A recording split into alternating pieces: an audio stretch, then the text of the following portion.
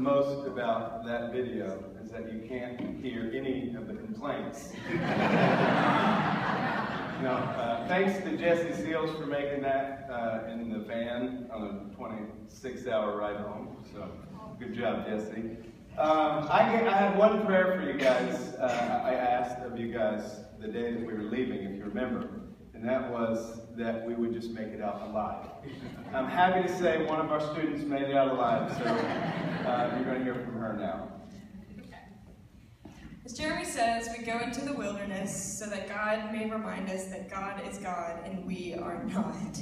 And God does this in two profound ways, and the first is pain. And let me tell you, we learned about pain on this trip. We had so many ups and downs on this trip. On the first day, we were supposed to go quite a bit, maybe 4 or 5 miles, and we made it 7, so we were supposed to go 7 miles, and we made it 2 miles.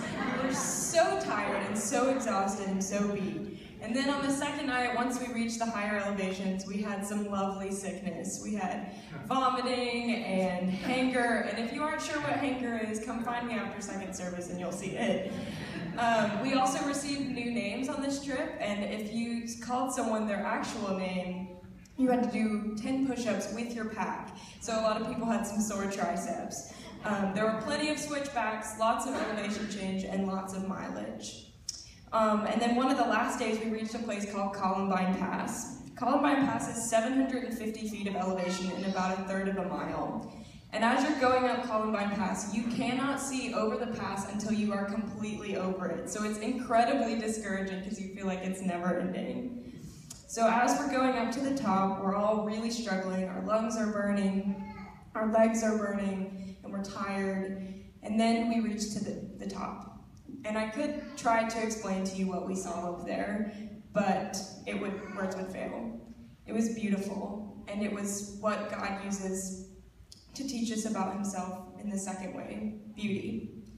And I could try to explain how the wind felt in my unwashed hair and how the mountains shone in the distance, but I wouldn't be able to.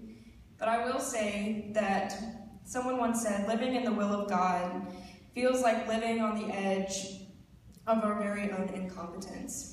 And if you would have told me that quote before I left, I would have said, oh, that's a cool quote, or please, my incompetence, what is that?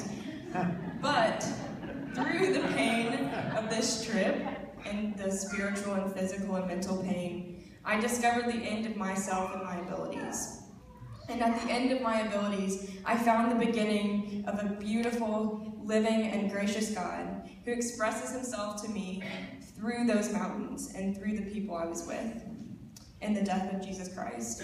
So I challenge you guys to go into the wild. That doesn't necessarily mean driving 26 hours into the Wibonouchi wilderness, but that may mean putting your phone away at night for an hour or so, or going and walking in a park, or even turning your car radio off in your car so you can have some silence.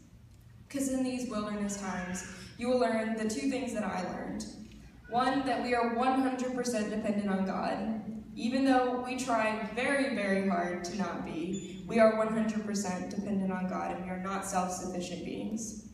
Two, we want and desire to depend on this God because he is so good and so gracious to us. So I challenge you guys, go and find the wilderness and ask yourself the question, are you ready to go into the wild?